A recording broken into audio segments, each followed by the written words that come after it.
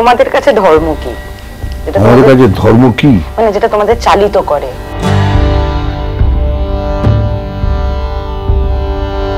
কিন্তু এই কোনো ভণ্ড জ্যোতিষীর চক্করে কি কখনো তোমরা পড়েছো? দেখো ভাই, আমি তো পুজো করি, কেন আমার পুজো কেউ আমাকে পুজো করতে দেখেনি। আমাদের দেখুন রুমে আছে কোথাও ভগবান নেই। আমি অ্যাকচুয়ালি ব্রহ্ম লগ্নে পুজো করি। লোভে পড়লেই যার ঘরে। যুক্তির সঙ্গে চুক্তি, নাকি ভয় পেয়ে দুর্বল মনের কোন একটা অন্ধবিশ্বাসের প্রতি আস্থা, এই নিয়েই লড়াই চলবে। কিন্তু সেই লড়াই থেকে একটু অন্য মেজাজে দুজনকে পাওয়া গেছে। দুজনকেই প্রথম সিটি সিনেমায় স্বাগত। কেমন আছো তোমরা বলো? তোমাদের তো খুব কম পাওয়া যায়। আমি ভালো নেই, ও ভালো আছে। ভালো নেই খুব একটা। আমার দিদি কয়েকদিন আগে মারা গেছে, তো সেই জন্য খুব একটা ভালো মুডে নেই, সেটুকু বলতে পারি। বেশ, যদি এবার শাস্ত্রীয় প্রসঙ্গে ফিরি, তোমাদের দুজনের কাছে যদি জিজ্ঞেস করা হয় স্পিরিচুয়াল কারা রিলিজিয়াস, এই দুটোর সংজ্ঞা তোমাদের কাছে কি?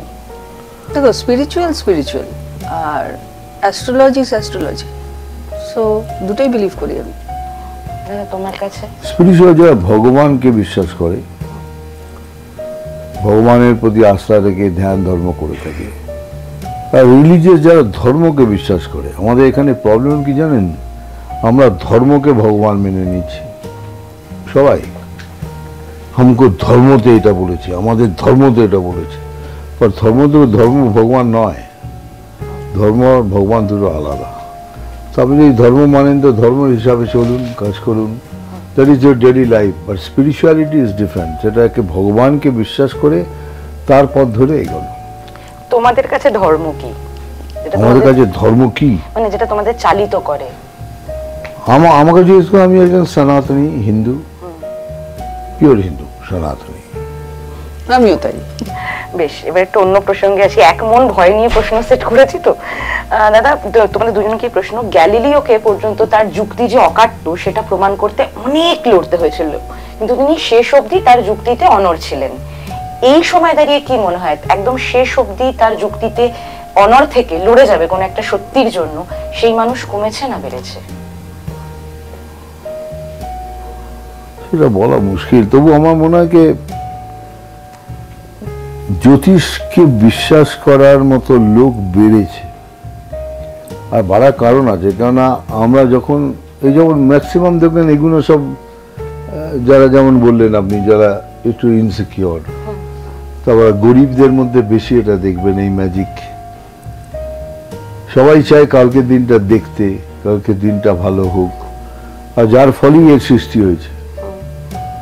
কেউই তো দেখতে পায় না কালকে কি, কাল দেখলেই তো ভগবান দেখে ফেলেন। ভগবান দেখেও দেখেনি এখনো, এই জন্য দেখেনি কি কালকে দেখা যায় না।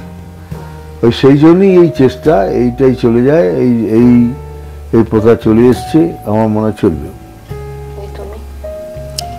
হ্যাঁ, আমারও একমত। কি বলবো, যদি ব্যক্তি জীবনে হঠাৎ করে টাইম মেশিন চলে আসে তোমাদের কাছে, তোমরা কোথায় যাবে? পাস্টে, ফিউচারে, না কোথায়? এবং কিছু যদি চেঞ্জ করার থাকে, কিছু চেঞ্জ কি করবে?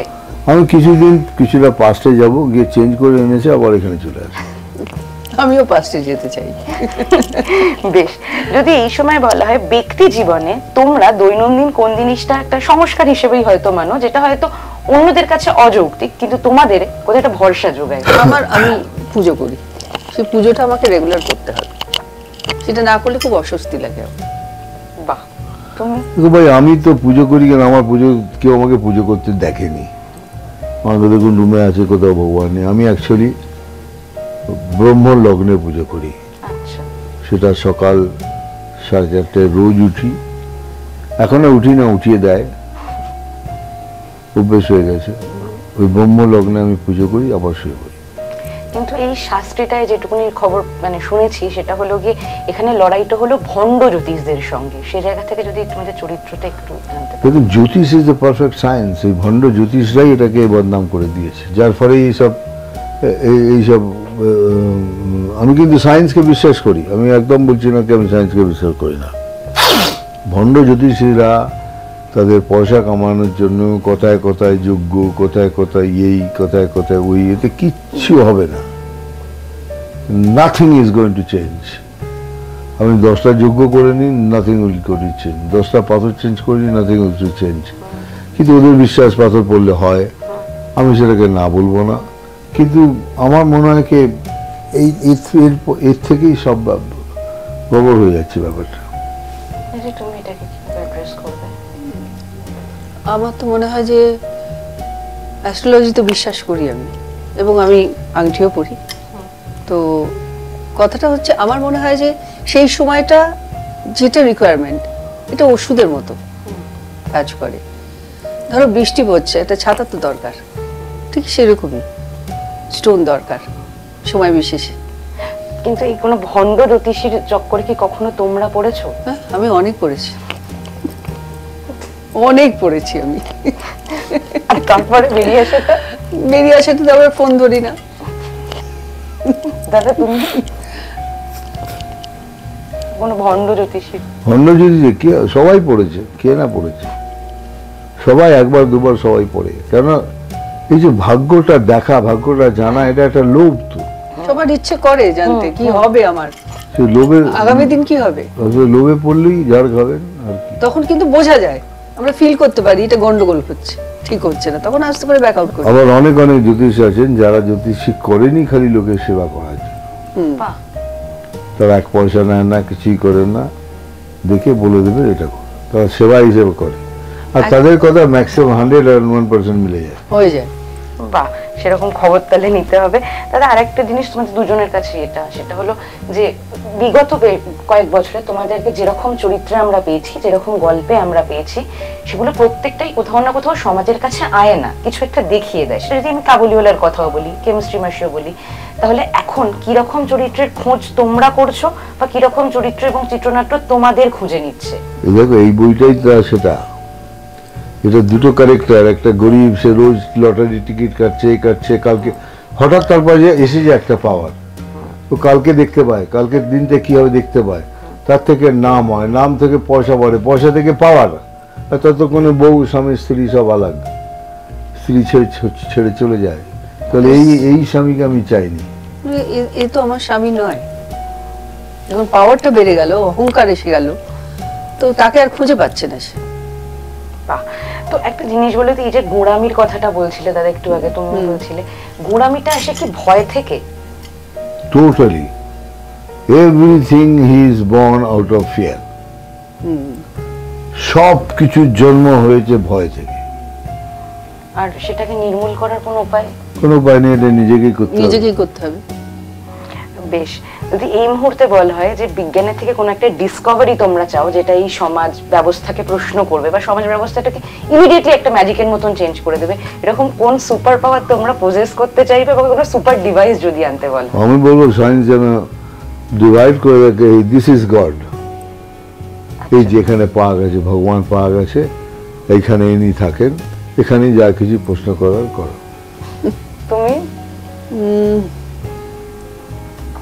মানে কি চেঞ্জ বলছো তুমি? মানে সমাজের কোনো, হয়তো সেটা ব্যক্তি মননকে চেঞ্জ করতে পারে, সিস্টেমকে চেঞ্জ করতে পারে।